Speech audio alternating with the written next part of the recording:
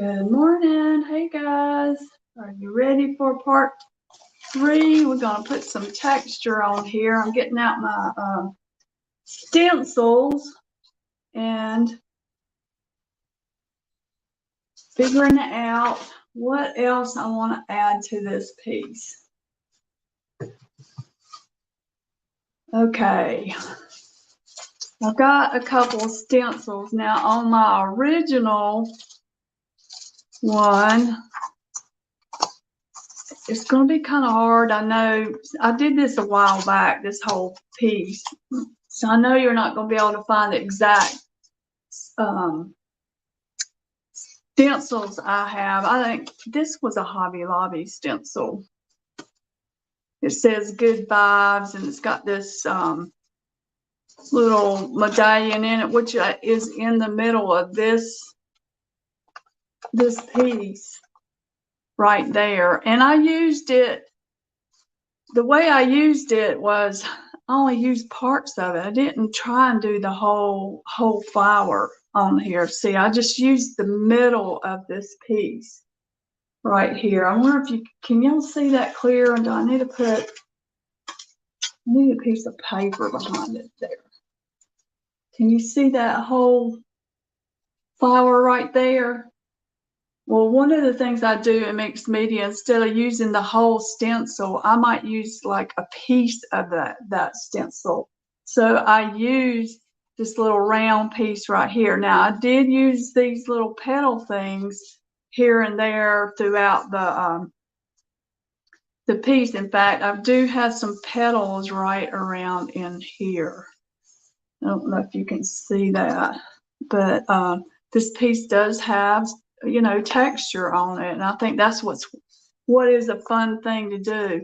So since I had this stencil, this good vibe stencil may not be out there, we're going to use something different.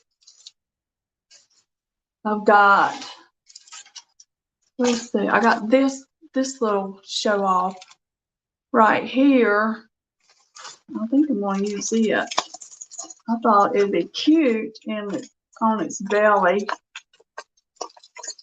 for texture.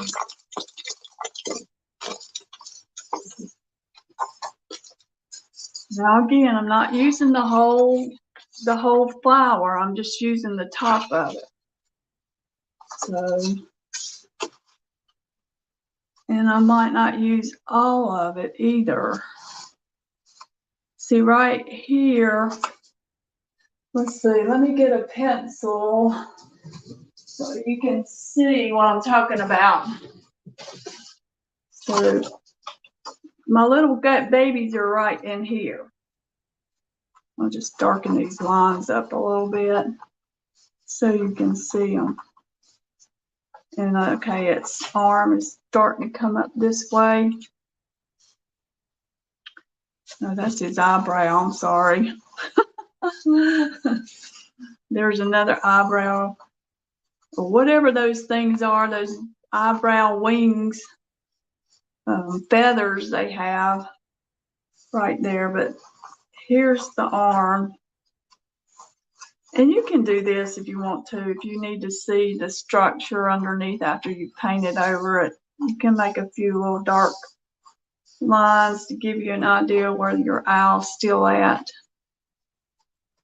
I just would be careful. I mean, pencil will erase. Sometimes it doesn't though. So there's the face and there's the beak, okay? So you can see that maybe a little better. But so right here at the bottom of my flower, right there's the beginning of the baby birds. So what I'm going to do is when I stencil, I'm going to stencil everywhere, but that part of the stencil I will not have.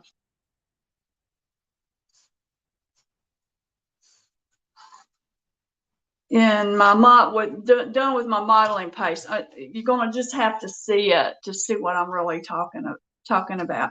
But I'm going to use this stencil, Also, I do like to use dollies for texture.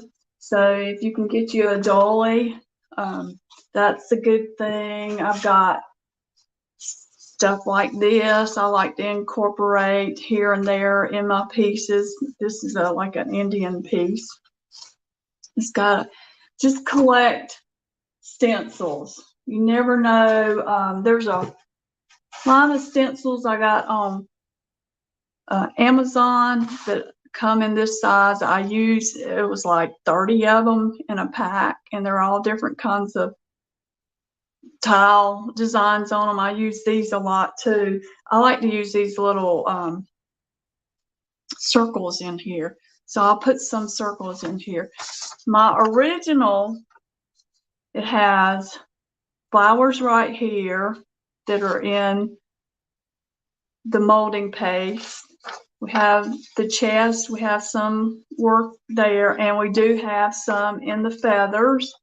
Now, I had a stencil that had these little bitty stars, and I did a few stars that are done with the modeling paste. Now, the modeling paste is this. It mixes with acrylic paint. It thickens, it brightens colors. This type will not crack, so you make sure you get the type that will not crack. You do not apply oil-based surface to this, and you store it at room temperature. You can get it at Michael's, of course. You get it, well, it's not nothing half off anymore there. I think it's 40% off, but this is what I'm going to use to do this. I've got my palette knife here. This is my favorite one. As you can see, it's pretty well worn. It's even still got some of this modeling paste on it. That stuff sticks, and it sticks really well. It's very flexible, so it's going to move with your canvas. I'm bad about leaving my brushes in the water, and I'm bad about leaving my knives in the water. Those are bad things that you don't want to do. I am trying to get myself out of the habit of doing that. Okay, now when we did the pasting down of the saying, I tell y'all you can use sheet music too. So just for fun, let me get I want to add a little bit of this to my paper. Let's see what I do with my matte gel. I'm going to get my matte gel out since we're in the middle of doing all this. And I'm going to tear out a few little music notes or something, just here and there. Since I don't have the stars, maybe I'll,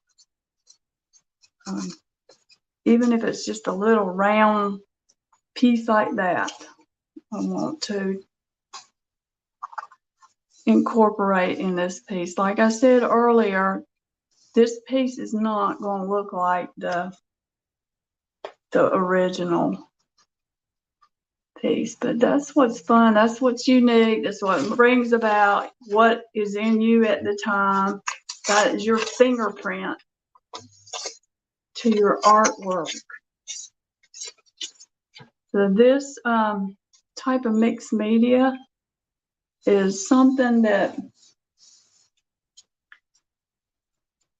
once you start getting into the technique of it, I want it that way, it brings out your voice in your painting.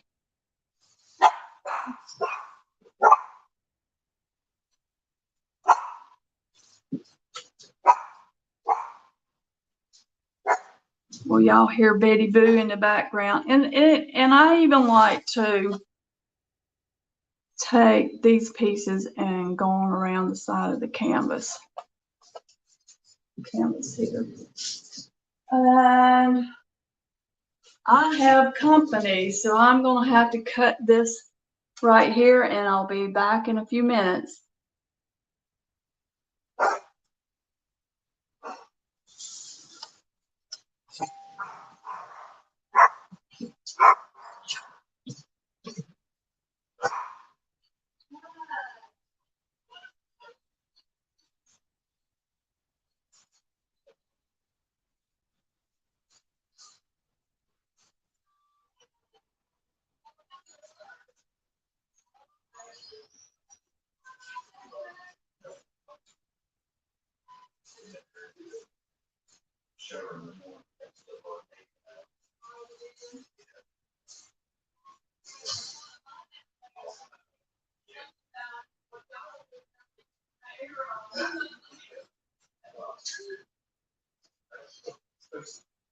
Supposed to get up today? Oh, yeah, maybe 4, I think, something like that. Yeah.